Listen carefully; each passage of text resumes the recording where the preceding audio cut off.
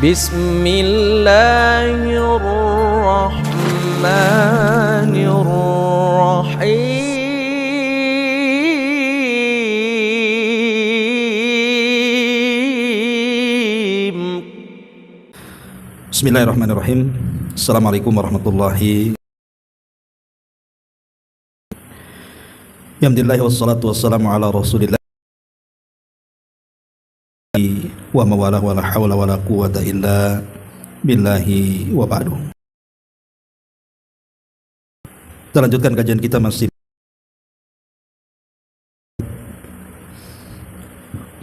dari Jawami'ul Kalim, kalimat-kalimat singkat Nabi namun syarat dengan makna. Dan kita halaman ke-101 poin ke-27 tentang beberapa wasiat Nabi sallallahu alaihi wasallam. Coba perhatikan bukunya, Bu. Kita baca hadisnya baru kita jabarkan sedikit. An Abi Hurairah radhiyallahu anhu qala Awsani khalili sallallahu alaihi wasallam bi thalathin siyami thalathati ayyami min kulli syahrin wa rak'atai ad-duha wa an udira qabla an anam. Muttafaq. Dari Abu Hurairah radhiyallahu an, namanya Abdurrahman ibn Sakhr, beliau berkata, telah bersabda kekasihku, maksudnya Nabi SAW, kemudian berwasiat kepadaku dengan 3 perkara. Pertama dengan berpuasa 3 hari dalam sebulan. Kemudian yang kedua mengerjakan salat duha 2 rakaat. Dan yang ketiga mengerjakan salat witir sebelum tidur.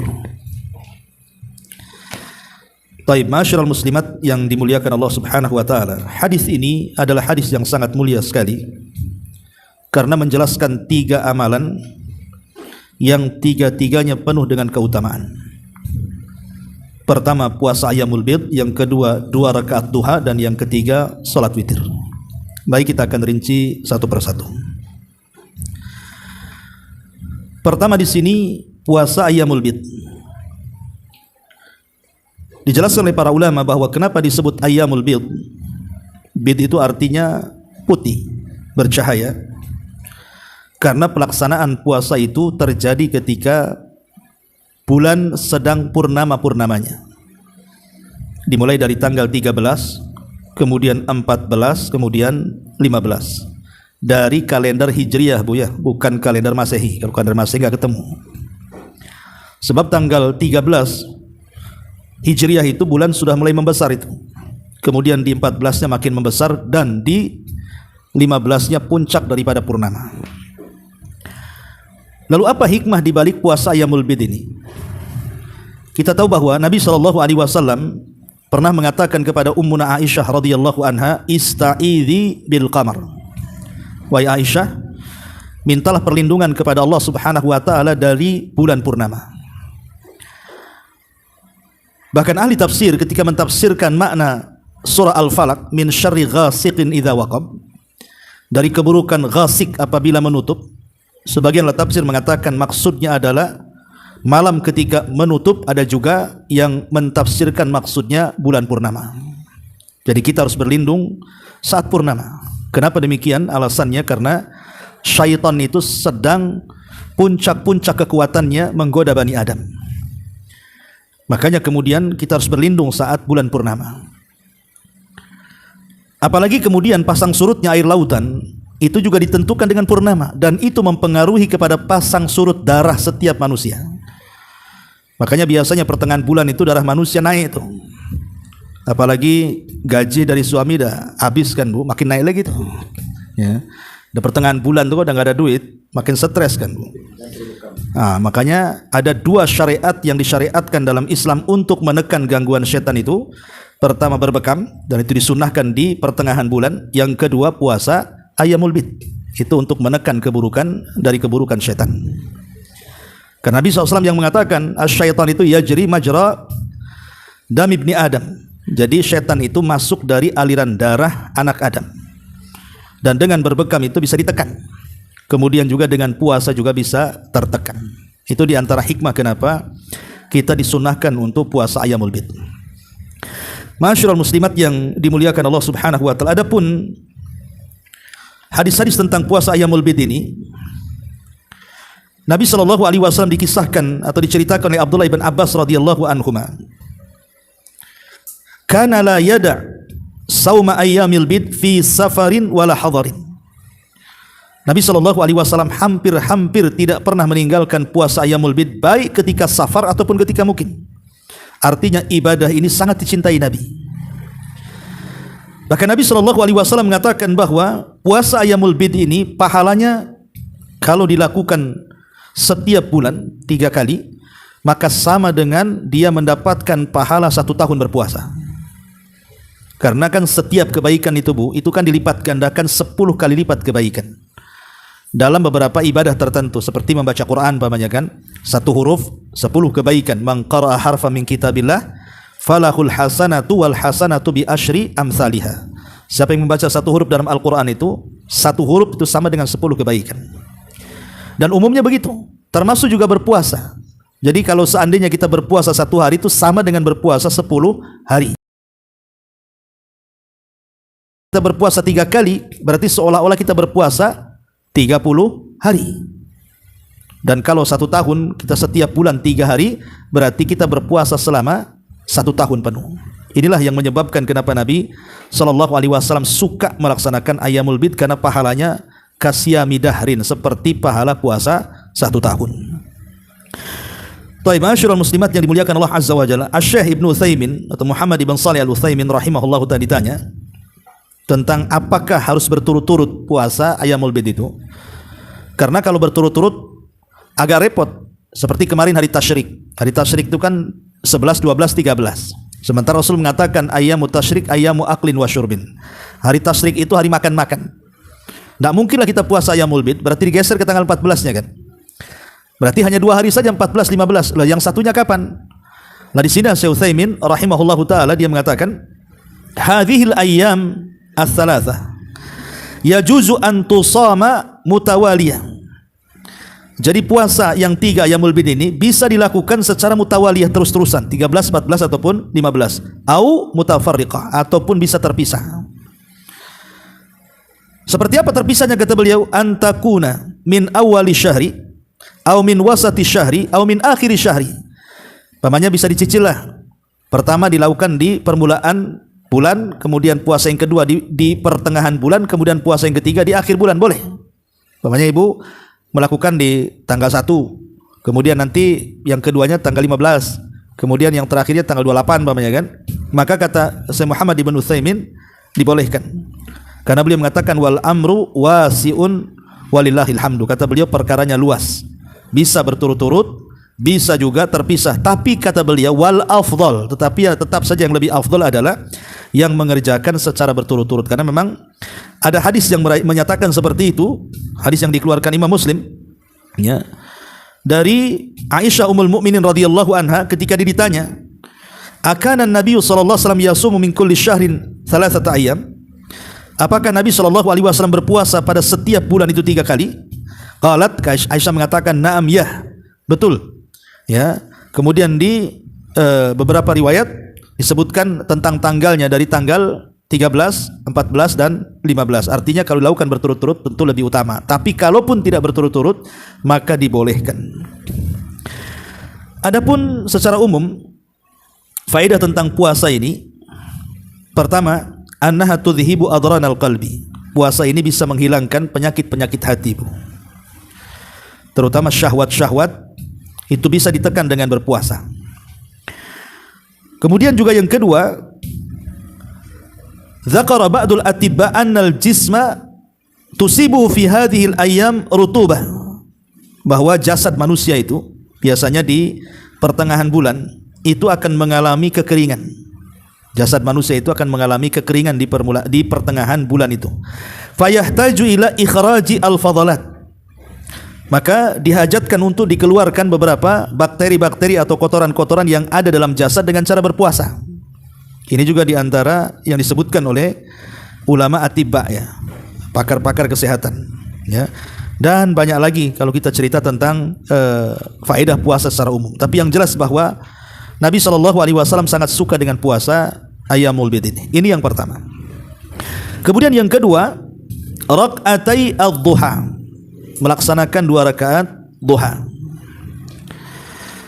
Ma'asyiral muslimat yang dimuliakan Allah Subhanahu wa taala, dalam Al-Qur'an kita tahu bahwa Allah Subhanahu wa taala tidak pernah bersumpah dengan waktu maghrib, dengan waktu isya, ataupun dengan waktu zuhur. Allah hanya bersumpah dengan 3 waktu. Pertama waktu asar, wal asri innal insana lafi khusrin. Yang kedua dengan waktu fajar, wal fajri walayalin ashri. Dan yang ketiga waktu duha, wal duha wal laili idza saja. Kenapa Allah Subhanahu wa taala hanya bersumpah dengan 3 waktu dalam waktu-waktu salat ini? Pertama fajar, yang kedua duha, dan yang ketiga waktu asar. Ulama mengatakan karena rahasia manusia ada di 3 waktu ini. Rahasia rizki manusia itu ada di 3 waktu ini. Pertama, salat fajar. Nabi SAW mengatakan, Allahumma barik li ummati fi bukuriha. Ya Allah, berkahi umatku di waktu paginya. Kapan itu? Dari mulai waktu fajar sampai datang waktu syuruk. Waktu syuruk itu waktu di mana matahari meninggi 1 tombak. Itu waktu yang penuh berkah. Disitulah berdoalah kita supaya kita mendapatkan rizki yang halal yang banyak dalam 1 hari itu. Kemudian juga waktu duha. Nabi SAW ketika menjelaskan tentang keutamaan duha, kata Nabi SAW bahwa karena Rasulullah SAW yusalli duha arba'an. Rasul SAW terkadang dia melaksanakan duha itu 4 rakaat. Dan di dalam hadis yang lain ketika bicara soal salat duha 4 rakaat, yakfika akhiraha, maka akan mencukupkan kamu dari pagi itu sampai waktu soremu. Sebagian para ulama mengatakan maksudnya dicukupkan itu macam-macam. Dicukupkan dari rizkinya, dicukupkan dari kebahagiaannya, dicukupkan dan dijauhkan dari keburukannya, dan macam-macam. Makanya kalau dulu ada istilah orang awam itu kalau ingin ditambah rizkinya, perbanyak salat duha. Ya memang betul, karena ada hadisnya. Ya, Rasul mengatakan yakfika akhiruha. Ya. Apalagi kalau kita melihat begini, Bu. Waktu duha ini rata-rata kan orang sedang sibuk ya. Sedang sibuk mengejar dunia kan waktu duha itu. Yang punya sawah ya ke sawah, yang punya ladang ke ladang, yang punya kantor ke kantor, yang kerja di jalan, yang kerja bangunan ya di tempat bangunan. Pokoknya waktu duha itu waktu sibuk manusia mengejar dunia, Bu. Semua orang sawah, orang kantor, orang pasar itu keluar di waktu duha tuh. Karena biasanya kan umumnya orang bekerja itu kalau tidak jam 7 mulainya jam 8. Artinya dari jam 7 sampai zuhur itu kan orang sibuk-sibuknya luar biasa tuh. Lah di tengah-tengah kemudian orang ini sedang sibuk mengejar dunia, tiba-tiba kita keluar dari kesibukan manusia, kemudian kita sholat duha, berarti kita ini orang pilihan. Makanya kenapa sholat duha itu disebut sholat awabin, sholatnya orang yang kembali kepada Allah bertaubat itu karena dilakukan di tengah-tengah manusia sedang mengejar dunia, kita pula lari dari dunia kemudian mengejar akhirat. Makanya keutamanya luar biasa sholat duha itu. Ya minimalnya 2 rakaat lah, Bu. Kalaupun tidak 4 rakaat, paling banyak 8 rakaat, tapi minimalnya 2 rakaat lah. Itu sudah bagus gitu kita melaksanakan sholat duha dalam sehari ini. Taib, adapun secara global tentang fikih duha ini, bahwa berapa paling banyak rakaat sholat duha itu, Bu? Ada yang mengatakan ya jelas paling sedikit 2 rakaat ya, maksudnya paling banyaknya. Ada yang mengatakan 8 rakaat. Jadi 8 rakaat itu paling banyak. Dan ini pendapat Malikiyah dan Hanabilah. Ada juga yang mengatakan 12 rakaat. Dan ini pendapat Hanafiyah dan Syafi'iyah. Tetapi pendapat kebanyakan para ulama bahwa salat duha itu laisa li aktsariha adadun muayyan, artinya tidak terbatas jumlahnya. 2 rakaat salam, 2 rakaat salam, 2 rakaat salam. Yang penting 2 rakaat salam, 2 rakaat salam, kalau masih ada waktu maka itu masih dibolehkan. Dan ini pendapat yang kuat wallahu alam bahwa tidak ada batasan tentang rakaat, tapi paling sedikitnya 2 rakaat. Ya, dan dimulai dari terbit matahari meninggi 1 tombak sampai matahari zawal tergelincir ke arah barat dan masuknya waktu zuhur, berarti habislah salat duha itu. Ini secara singkat. Kemudian yang terakhir, wa an utira qabla an anam. Dan juga kita diperintahkan untuk melaksanakan salat witir. Ibu yang dimuliakan Allah Subhanahu wa taala. Kita tahu bahwa dalam Al-Qur'an itu ada namanya surah Al-Muzammil. Surah Muzammil itu surat ke-5. Kalau lihat dari tartib turunnya Quran. Lah kenapa kemudian surah Al-Muzammil ini letakkan di surat-surat awal-awal yang turun kepada Nabi sallallahu alaihi wasallam? Kan surat-surat dalam Quran itu kan banyak, 30 juz itu kan macam-macam surat tuh. Tapi surah Al-Muzammil itu diletakkan di awal-awal permulaan, bahkan termasuk sebagian ahli tafsir mengatakan dia surat kelima. Setelah Al-Alaq, kemudian Mudaththir, kemudian Al-Lahab, kemudian Al-Fatihah gitu ya, kemudian Al-Muzammil, ya. Karena di permulaan dakwah Nabi sallallahu alaihi wasallam itu, Bu, itu kan dihajatkan bagi Nabi sallallahu alaihi wasallam bekal untuk berdakwah. Makanya kemudian diperintahkan Rasul untuk salat malam kan, ya ayyuhal muzammil qumil laila illa qalila nisfahu aw inqus minhu qalila aw zid alaihi warattilil qur'ana tartila. Jadi semenjak surah Muzammil ini turun, maka salat malam menjadi wajib bagi Rasul. Dan memang surah Muzammil aneh sendiri memang. Ya, karena di mana awalnya memansuh hukum akhirnya. Akhirnya memansuh hukum awalnya, afan. Jadi di akhir surat itu memansuh, menghapus hukum awalnya. Karena hukum awalnya salat malam itu dan di akhir surat, maka Allah Subhanahu wa taala menghapus kewajiban salat malam bagi umatnya, tapi tidak menghapus kewajiban salat malam bagi Nabi sallallahu alaihi wasallam. Jadi salat malam itu wajib bagi Rasul termasuk witir, ya. Dari sini kata para ulama, setiap dai itu kalau dia seorang pendakwah, maka justru bekal dakwah itu yang paling penting di malam hari. Jadi bekal seorang dai itu yang paling penting di malam hari. Sama ibu kalau mau mendakwahkan saudara nih, ibu mau mendakwahkan saudara, entah ibu sendiri, ibu-ibunya sendiri, ataupun saudaranya, ataupun kerabatnya yang mungkin belum sholat, pengen disuruh sholat, akidahnya masih menyimpang, pengen diluruskan, masih susah hadir di majelis taklim biar mudah di majelis taklim. Pokoknya intinya ibu mau mendakwahkan seseorang. Lah rahasia suksesnya dakwah itu, Bu, ada di malam hari. Rahasia suksesnya dakwah itu ada di malam hari. Kenapa? Karena di malam hari itu ada doa yang pasti mustajab. Karena Allah Subhanahu wa taala kan turun tuh pada sepertiga malam akhir itu, Bu. Yanzilu rabbuna ila sama'id dunya fi kulli thuluthil lailil akhir wa dzalika kulla lailatin.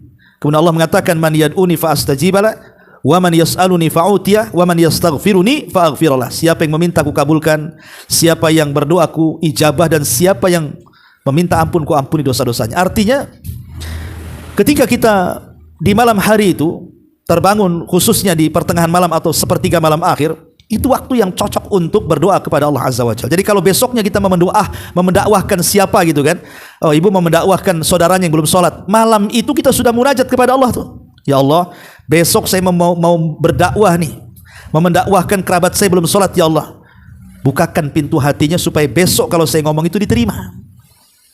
Itulah kenapa, rahasia kenapa Nabi SAW di permulaan dakwahnya turun surah Muzammil ini, karena Rasul itu akan menghadapi berbagai macam orang tuh. Makanya seorang dai itu harus punya waktu di sepertiga malam akhir itu, karena itulah senjata dakwah setiap para dai. Ini juga salah satu membantu dakwah, ya. Lah di antara solat yang sangat dianjurkan di malam hari itu adalah solat witir. Solat witir ini, Bu, ini solat yang paling singkat dari seluruh solat yang ada, karena bisa dilakukan dalam satu rakaat. Ibu bisa baca surat yang paling pendek dalam Quran, Inna A'taina umpamanya kan, paling pendek itu kan, Bu. Kan surat dalam Quran yang paling pendek itu berapa, Bu? Ada 3 ayat, 3 surat kan, yang terangkai dari 3 ayat. Pertama surah An-Nasr, Alam Nasrah, surah An-Nasr, Alam tara kaifa fa'ala rabbuka bi ashabil fil, Alam yaj'al kaidahum fi idza jaa nasrullahi wal fath. Ini surah An-Nasr. Kemudian yang kedua surah Inna A'taina kal kautsar. Inna A'taina kal kautsar. Ini kan surah-surah pendek, Bu. Paling pendek itu Inna A'taina. Lah kalau ibu baca Inna A'taina ini satu rakaat saja sudah bisa tuh. Saya kira enggak memakan 10-20 menit kan, Bu. Tetapi pahalanya luar biasa. Kenapa? Karena ada 5 perkara, Bu, dalam salat witir ini yang ibu harus pahami. Pertama, Bu, ini rahasianya ya, kenapa kita dianjurkan salat witir. Pertama, karena salat witir itu salat yang dicintai Allah. Nabi SAW mengatakan, "Autiru ya ahlal Qur'an fa innallaha witrun yuhibbul witra." Apa kata Rasul? Salat witirlah wahai orang-orang yang cinta dengan Quran, karena Allah itu witir, ganjil maksudnya, dan mencintai yang ganjil-ganjil. Jadi salat witir itu pertama salat yang dicintai Allah. Ini yang pertama. Yang kedua, salat witir itu salat yang dicintai Nabi. Karena dalam hadis yang dikeluarkan Bukhari dan Muslim dari hadis Ibnu Umar radhiyallahu anhuma, kana Nabi sallallahu alaihi wasallam yusalli fis safari ala rahilatihi haitsu tawajjahat bihi yumi'u ima'an. salatal laili illal faraid wa yutiru ala rahilatihi. Jadi kata Ibnu Umar radhiyallahu anhuma, Nabi SAW itu salat ketika safar di atas kendaraannya. Salat di atas kendaraannya ketika safar sambil mengisyaratkan dengan kepalanya. Beliau terkadang salat malam, tapi kalau salat wajib beliau tidak pernah salat di atas kendaraan turun. Dan beliau pun melaksanakan salat witir di atas kendaraannya. Lihat bagaimana witir ini ibadah yang dicintai Rasul. Sampai Rasul tidak pernah meninggalkan witir ini baik ketika safar ataupun ketika mukim. Jadi pertama salat witir salat yang dicintai Nabi, dicintai Allah. Yang kedua salat witir itu salat yang dicintai Nabi SAW. Dan yang ketiga, orang yang melaksanakan salat witir itu dia tidak termasuk orang-orang yang lalai.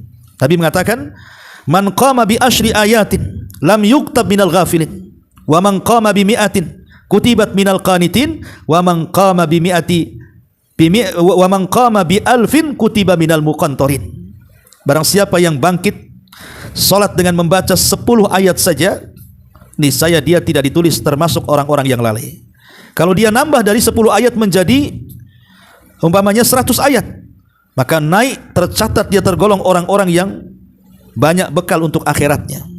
Dan kalau sampai dia membaca 1000 ayat gitu ya, maka dia mendapatkan pahala yang tak terhingga banyaknya.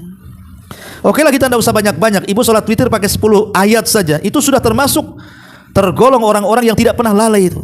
Ini luar biasa. Ini yang ketiga. Yang keempat, Nabi SAW mengatakan, innallaha amaddakum bisalatin hiya khairun lakum min khumrin na'am. Allah itu telah memberikan dengan salat yang jauh lebih baik di antara kalian dibandingkan unta merah. Unta merah itu, Bu, kendaraan yang paling mewah, megah, mahal di zaman Nabi. Kalau di zaman sekarang ada mobil harganya miliaran, itulah unta merah. Jadi sahabat ketika mendengar sabda Rasul, sungguhnya Allah telah memerintahkan dengan sebuah salat yang lebih baik daripada unta merah. Sahabat mengatakan, qulna ma hiya ya Rasul? Apa itu? Apa salatnya kok lebih hebat dibandingkan kendaraan yang paling mahal tuh? Maka Rasul SAW kemudian mengatakan, al-witru ma baina salatil isya ila tulu'il fajri. Salat witir yang dilakukan setelah isya sampai terbit matahari itu lebih baik daripada dunia yang sangat megah yang ada di dunia. Ya. Dan yang terakhir rahasianya, tadi sudah saya katakan bahwa salat witir ini salat yang menjadikan doa-doa kita terkabul karena dilakukan di malam hari. Minimalnya boleh setelah isya kalau dia tidak sanggup bangun di malamnya, tapi kalau dia sanggup di malamnya maka sebaiknya dilakukan setelah tidur, khususnya di sepertiga malam akhir, karena disitulah doa-doa kita akan mustajab. Nah, inilah lihat bagaimana keutamaan 3 ibadah ini, Bu ya. Salat puasa Ayyamul Bid, kemudian rakaat duha dan salat witir. Taib, kita akan baca sedikit buku beliau ini. Perhatikan bukunya, Bu. Ya. Beliau di sini mengatakan wasiat dan pesan beliau kepada salah seorang dari umatnya merupakan pesan beliau yang berlaku bagi seluruh umat beliau. Artinya bahwa asbab wurud itu bukan menjadi patokan, tetapi umumnya lafaz itu yang menjadi patokan. Ya, sama dengan Quran juga, asbab nuzul itu bukan patokan. Sebab turun itu untuk siapa saja, tetapi umumnya lafaz itu untuk semua umat Nabi SAW. Lah, 3 wasiat ini termasuk amalan ibadah, salat dan puasa sunnah yang paling ditekankan. Adapun puasa sunnah yang paling ditekankan adalah puasa 3 hari setiap bulan. Ya tentu, Bu, ini yang paling ringan ya, Bu ya. Kalau Ibu bisa melaksanakan puasa Senin Kamis ya lebih baik lagi, karena jumlah puasa Senin Kamis kan lebih banyak. Kalau Ibu puasa Senin Kamis dalam 1 bulan, ya kan, berarti jatuhnya Ibu puasa berapa kali? 8 kali, karena seminggu 2 kali kan. Tapi kalau Ayyamul Bid kan cuma sebulan 3 kali, Bu. Artinya kalau dibanding-bandingkan lebih baik mana puasa Senin Kamis atau puasa Ayyamul Bid, ya jelas puasa Senin Kamis lebih baik karena lebih banyak jumlahnya. 8 dengan 3 ya lebih banyak 8 kan gitu.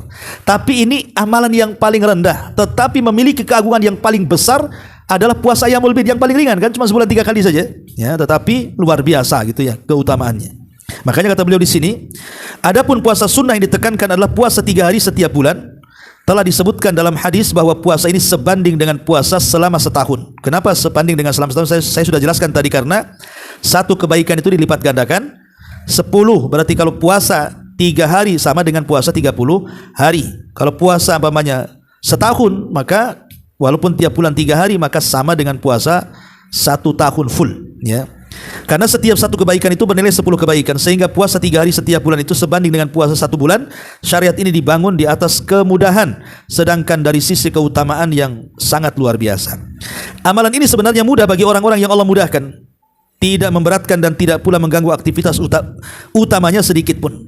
Terlebih padanya terdapat keutamaan yang agung, karena satu amalan itu semakin tinggi nilai ketaatan kepada Allah dan bermanfaat bagi sang hamba, maka dia lebih utama daripada amalan yang lain maka dia lebih utama dari amalan lainnya yang tidak demikian kondisinya. Artinya puasa ini amalan yang luar biasa, Bu, karena kalau kita melihat tentang keikhlasan sajalah, ibadah yang paling ikhlas itu dari rukun Islam itu hanya puasa. Karena tak nampak, Bu. Kalau sholat kan nampak, zakat nampak, haji apalagi selfie nampak kan itu ya. Ya. Tapi kalau puasa kan nggak nampak, Bu. Ibu nih sama puasa Kamis. Kalau ibu nggak ngomong sehingga lagi berpuasa, nggak tahu orang samping itu puasa, Bu. Oh ada Ustadz, nampaknya pucat, mungkin malamnya tak tidur, bukan karena dia puasa, Bu. Bisa saja kan. Makanya tidak ada tanda keikhlasan dan tidak ikhlas itu bagi orang yang berpuasa. Itulah kenapa puasa itu amalan yang luar biasa. Belum lagi kesabaran di dalamnya yang tidak ada dalam ibadah yang lainnya. Karena ibadah puasa itu kan ibadah yang paling lama sendiri waktunya, Bu. Sholat paling berapa lah, 5 menit selesai, tergantung panjang dan pendeknya surat yang ibu baca kan. Kalau puasa kan terbentang tuh dari fajar sampai maghrib, memang perlu sabar dia ya. Kemudian kata beliau, adapun sholat duha, banyak hadis sahih yang menyebutkan tentang keutamaannya. Para ulama berbeda pendapat tentang sunnah sholat duha yang dikerjakan terus menerus, ataukah sholat duha itu dikerjakan kadang-kadang saja. Pendapat yang benar, sholat duha disunahkan untuk dikerjakan secara terus menerus berdasarkan hadis ini dan juga yang lainnya, kecuali bagi seseorang yang memiliki kebiasaan mengerjakan salat malam, apabila ia terkadang meninggalkannya tidak mengapa. Artinya kalau dia tidak pernah sholat malam, maka dianjurkan sholat duha terus-terusan, tiap hari boleh. Tapi kalau dia sudah melaksanakan sholat malam, maka sholat duha boleh dilakukan sekali-kali gitu maksudnya. Itu kata penjelasan pensyarah kitab ini.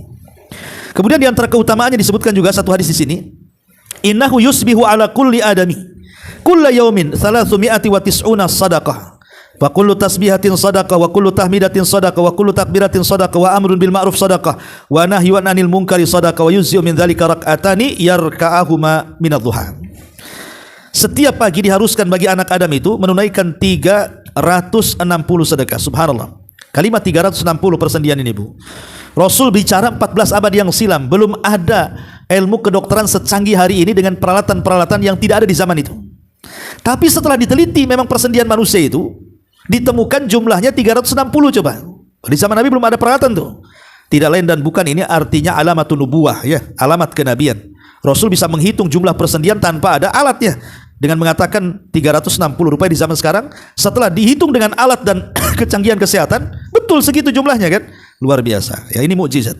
Kemudian Rasul mengatakan setiap tasbih ucapan subhanallah sedekah, setiap tahmid ucapan alhamdulillah sedekah, setiap takbir ucapan Allahu akbar sedekah, memerintahkan kepada kebaikan sedekah, mencegah dari keburukan sedekah. Tetapi kata Rasul, Anda tidak perlu melakukan semuanya, cukup 2 rakaat, 2 sudah mencukupkan semuanya. Luar biasa tuh ya. Jadi semua sedekah-sedekah ini dicukupkan dengan 2 rakaat duha. Kemudian yang terakhir, adapun salat witir, ia termasuk sunnah yang ditekankan. Nabi SAW sangat menekankan umat ini untuk mengerjakannya. Beliau pun senantiasa mengerjakannya, baik ketika mukim ataupun ketika safar. Jumlah minimalnya adalah 1 rakaat.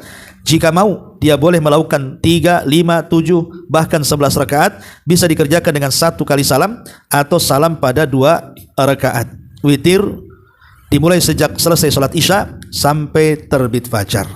Wallahu alam. Ini diantara keterangan singkat dari beliau Syekh As-Sa'di atau Syekh Abdurrahman Ibn Nasir As-Sa'di rahimahullahu ta'ala. Tapi Bu, sebelum saya tutup, kalau ada yang bertanya silakan.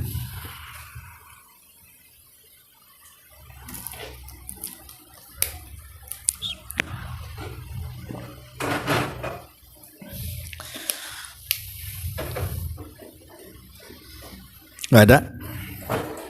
Oh.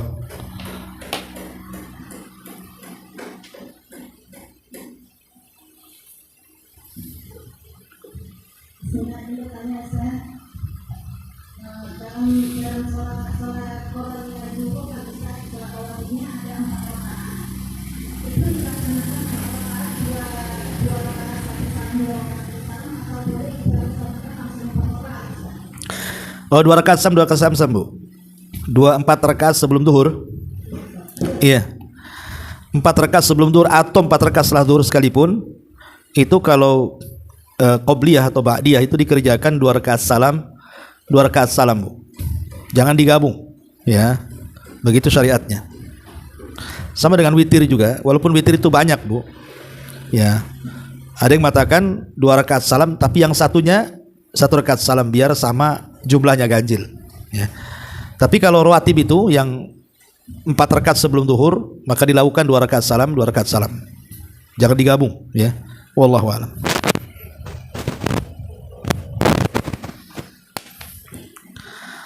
Sudah? Baik, kalau sudah kita tutup. Subhanakallahumma bihamdika, asyhadu an la ilaha illa anta astaghfiruka wa atubu ilaik. Allahu